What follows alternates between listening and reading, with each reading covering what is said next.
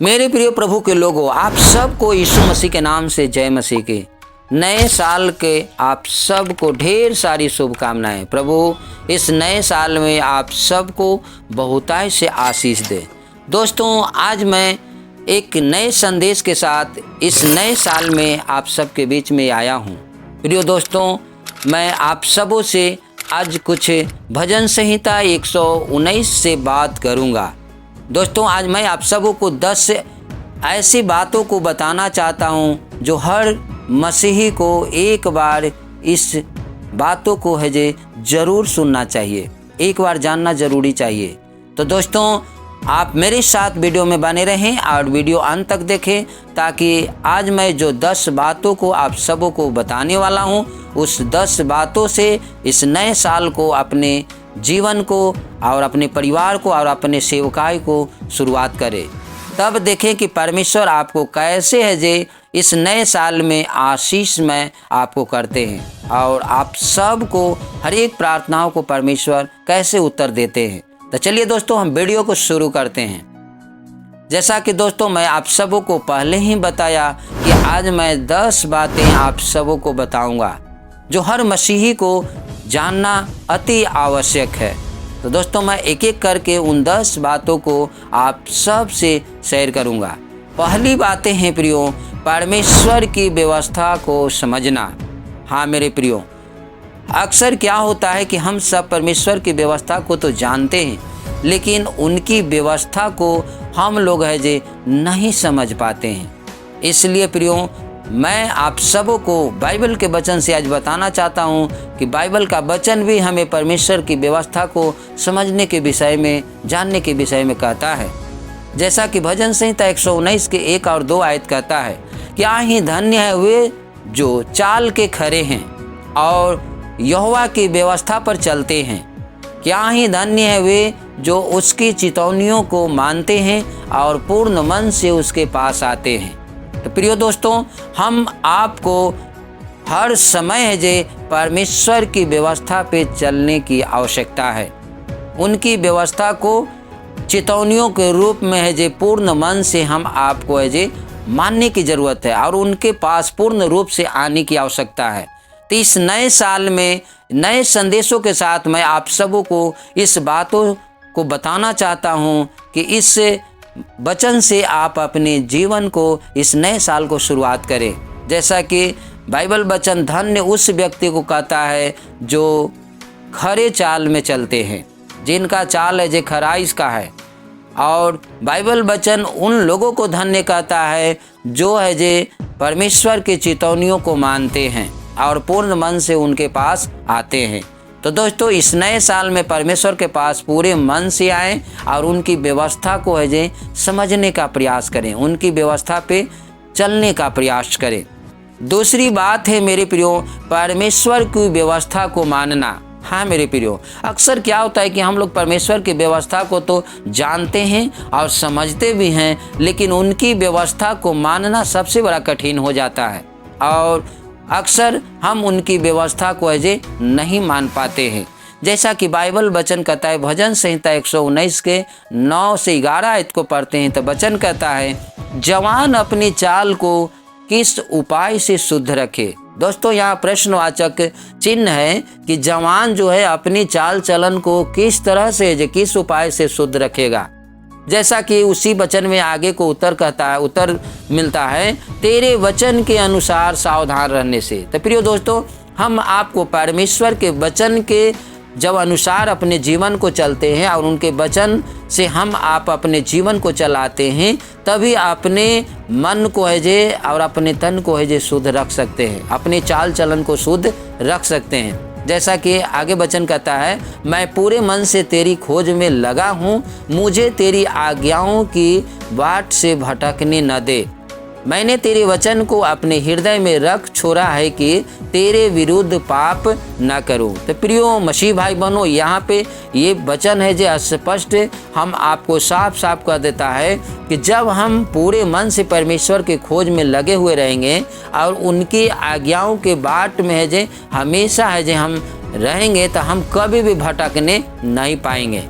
जैसा कि 11 आयत कहता है, मैंने तेरे वचन को अपने हृदय में रख छोड़ा है कि तेरे विरुद्ध पाप न करूं। तो हमें हमेशा परमेश्वर के वचन को अपने हृदय में रखने की आवश्यकता है। तो इस नए साल में अपने आप को प्रण लें, अपने आप को मन में ठान लें कि परमेश्वर पिता, मैं आपके वचन को अपने हृदय में रखूँगा ताकि मैं तेरे खिलाफ में कोई ऐसे पाप न करूँ, तेरे विरुद्ध में कोई ऐसी गलती न कर सकूँ। तीसरी जो बातें हैं मेरे प्रियो, परमेश्वर की व्यवस्था से आनंदित रहना। जैसा कि हम आप सब जानते हैं कि उनकी व्यवस्थाएं हम आपको है जे सही जगह और सही रास्ता पे ले चलता है, सही मार्ग से ले चलता है। तो हम आपको उनकी व्यवस्था से खुश रहने की ज़रूरत है, आनंदित रहने की ज़रूरत है। और जब उनकी व्यवस्था को हम आनंदित और खुशी से अपने आप को स्वीकार करेंगे, तभी हमारा परमेश्वर है जे हम आपको बहुतायत से आशीषित करेंगे। जैसा कि भजन संहिता 119 के 17 से जब हम पढ़ते हैं तो 19 आयत तक वचन कहता है, अपने दास का उपकार कर कि मैं जीवित रहूं और तेरे वचन पर चलता रहूं। मेरी आंखें खोल दे कि मैं तेरी व्यवस्था की अद्भुत बातें देख सकूं। मैं तो पृथ्वी पर परदेसी हूं, अपनी आज्ञाओं को मुझसे छिपाए न रख। दोस्तों, यहाँ पे वचन स्पष्ट कहता है, हम सब उनके द्वारा जीवित हैं। उनके जो सांस दिया हुआ है उससे हम आप जीवित हैं, और उनके वचन पर जब हम आप चलेंगे तभी है जे परमेश्वर हमारे और आपको जो आंखें हैं वो खोलेंगे। और हमेशा परमेश्वर से ये मांगना है कि मेरी आंखें को परमेश्वर पिता आप खोल दीजिए, ताकि मैं तेरी व्यवस्था के अद्भुत जो बातें हैं जो हमें अभी तक समझ में नहीं आ रहा है, उस बातों को मैं देख सकूं, समझ सकूं। क्योंकि दोस्तों, हम आप इस बातों को जान लीजिए कि हम आप इस धरती पर, इस पृथ्वी पर, इस संसार में परदेसी हैं।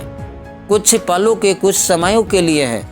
एक न एक दिन इस संसार से हम आपको छोड़ के जाना है। जैसा कि वचन कहता है, मैं तो पृथ्वी पर परदेसी हूँ, अपनी आज्ञाओं को मुझसे छिपाए न रख। तो हमेशा परमेश्वर से उनकी आज्ञाएं को जानने की हमें आपको ज़रूरत है और उनसे बातें करने की ज़रूरत है कि परमेश्वर पिता मुझसे अपनी सारी आज्ञाओं को, सारी बातों को हमें बताइए ताकि मैं उस पर चल सकूं। दोस्तों, चौथी जो बात है, व्यवस्था की पर चलने के लिए संकल्प लेना। प्रियो दोस्तों, अक्सर क्या होता है कि हम परमेश्वर की बातों को सुनते हैं, लेकिन सुन करके उसे नज़रअंदाज करते हैं, उसे हम अपने आप को उस पर चल नहीं पाते हैं। इससे क्या होता है कि हम उनके आशीष से दूर रह जाते हैं। इसलिए दोस्तों, यहाँ आज हम आप सबों को ये संकल्प लेने की ज़रूरत है, निर्णय लेने की ज़रूरत है, प्रण ठानने की ज़रूरत है कि परमेश्वर पिता, हम आपकी व्यवस्था पर चलेंगे। जैसा कि प्रियो भजन संहिता 119 के 25 से 27 कहता है, मैं धूल में पड़ा हूँ, तू अपने वचन के अनुसार मुझको जिला। मैं अपनी चाल चलन का तुमसे वर्णन किया है और तूने मेरी बात मान ली है। तो मुझको अपनी विधियाँ सिखा, अपने उपदेशों का मार्ग मुझे बता, तब मैं तेरे आश्चर्य कर्मों पर ध्यान करूँगा। तो दोस्तों, हमेशा है जे हम आपको परमेश्वर के सामने बैठ करके अपने आप को है जे सारे है जे गलतियों को, सारे चाल चलन को परमेश्वर से वर्णन करना है, उनसे बताना है। हो सकता है कि परमेश्वर के वचन में हमें चलने के लिए कुछ ऐसे अंदर कमियां हैं, ऐसी कमजोरियां हैं जो हमें उनके आज्ञाओं और उनके व्यवस्थाओं से दूर ले जाता है। तो उस आज्ञाओं और व्यवस्थाओं से हमें दूर ले जाता है, जो कमियां हैं उसे हमें परमेश्वर के सामने हमें मानने की ज़रूरत है, उनसे कहने की ज़रूरत है। और जब उनसे कहेंगे कि परमेश्वर पिता, आप हमें अपने मार्गों पे में ले चलिए और अपने आश्चर्य कर्मों पे हम चल सकूँ, आपके आश्चर्य कर्मों को ध्यान कर सकूँ, तो प्रिय दोस्तों, प्रभु है जे जरूर है जे आपको मदद करेंगे, आपको सहायता करेंगे। तो हो सकता है कि प्रिय दोस्तों, बीते 2023 में आप परमेश्वर के वचन से आप संकल्प नहीं लिए, नहीं चल पाए हैं। तो इस 2024 में, नए साल में आप संकल्प लें कि परमेश्वर पिता, हमारे अंदर जो भी कमी कमजोरियां हैं उसे आप जानते हैं, उसे दूर कर दीजिए, ताकि मैं संकल्प ले सकूं कि आपके व्यवस्था पे चल सकूं। दोस्तों, पांचवी जो बातें हैं, परमेश्वर से समझ को मांगना। हाँ मेरे प्रियो, अक्सर क्या होता है कि हम परमेश्वर के बातों को तो सुनते हैं, वचन को पढ़ते हैं, लेकिन हमें समझ में नहीं आता है। और हमें समझना बहुत ज़रूरी है। इसलिए हमें परमेश्वर से समझने की शक्ति को मांगना चाहिए, और जब तक उनसे समझ की शक्ति नहीं मांगेंगे तब तक है जो उनके वचन को अर्थ को नहीं समझ पाएंगे। जैसा कि भजन संहिता 119 के 33 से 34 आयत कहता है, हे यहोवा मुझे अपनी विधियों का मार्ग दिखा दे, तब मैं उसे अंत तक पकड़े रहूँगा। मुझे समझ दे, तब मैं तेरी व्यवस्था को पकड़े रहूँगा और पूर्ण मन से उस पर चलूँगा।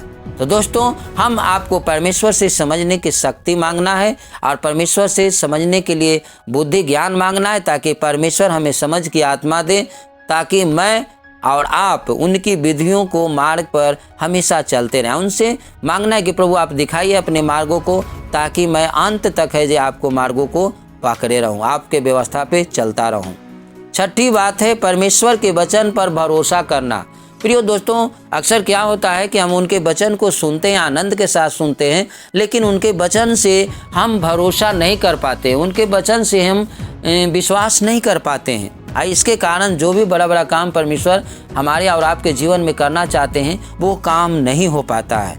जैसा कि भजन संहिता 119 को कहता है, 41 से 42 कहता है कि हे यहोवा तेरी करुणा और तेरा किया हुआ उद्धार तेरे वचन के अनुसार मुझको भी मिले, तब मैं अपनी नामधराई करने वालों को कुछ उत्तर दे सकूंगा, क्योंकि मेरा भरोसा तेरे वचन पे है। तो दोस्तों, हमें भरोसा करना है परमेश्वर के वचन पे, हमें विश्वास करने की ज़रूरत है परमेश्वर के वचन पे कि वो परमेश्वर है और वो हमें है जे हर समय है जे हमारे ऊपर करुणा करेगा, मेरा उद्धार करेगा और मुझे है जे बचाएगा।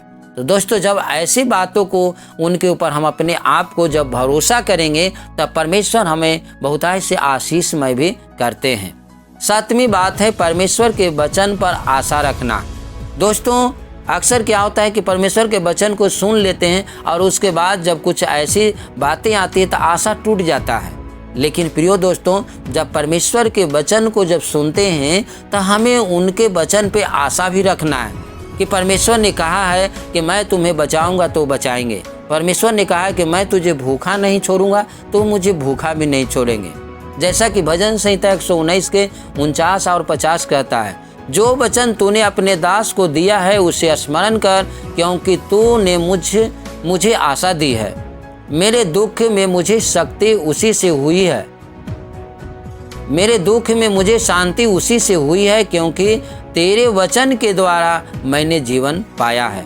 तो दोस्तों, हमें आपको आशा रखना है कि उनके जो वचन है, उन्हीं के वचन के द्वारा है जे हम आपको जीवन मिला है, उन्हीं के वचन के द्वारा हमारे और आपके जीवन में जो शांति भी आएगा। कितनों भी दुख परेशानी कुछ भी रहे, लेकिन परमेश्वर के प्रति आशा को टूटना नहीं चाहिए। तो इस नए साल में हमें आशा रखना है कि परमेश्वर का वचन हमें जे दुख में भी है जे मुझे शांति देने के लिए कहता है, और उसके वचन के द्वारा है जे मैंने जीवन को पाया है। आठवीं बात है परमेश्वर के वचन के प्रति भक्ति रखना। प्रिय दोस्तों, अक्सर क्या होता है कि परमेश्वर के वचन को सुनते हैं लेकिन भक्ति उनके वचन पे नहीं रख पाते हैं। जैसा कि हम आपको भक्ति रखना चाहिए, भक्ति करना चाहिए। भजन संहिता 119 के 57 और 58 आयत कहता है, यहोवा मेरा भाग है, मैंने तेरे वचन के अनुसार चलने का निश्चय किया है। मैंने पूरे मन से तुझे मनाया है, इसलिए अपने वचन के अनुसार मुझ पर अनुग्रह कर। तो दोस्तों, हमें परमेश्वर के वचन के प्रति है जो भक्ति रखना अति आवश्यक है। ये हम आपको जानने की ज़रूरत है कि यहोवा मेरा भाग है, हम परमेश्वर के वचन के अनुसार चलने के लिए निश्चय किया है, निर्णय लिया है कि हम उनके वचन में चलेंगे। तो हमें पूरे मन से हम परमेश्वर को मनाए हैं, इसलिए हमें अपने वचन के अनुसार परमेश्वर से कहना है कि प्रभु तूने जो वचन दिया है उस वचन के अनुसार मुझ पर अनुग्रह कर, मुझ पर दया कर। नौवां जो बातें हैं परमेश्वर के वचन का मूल्य को समझना।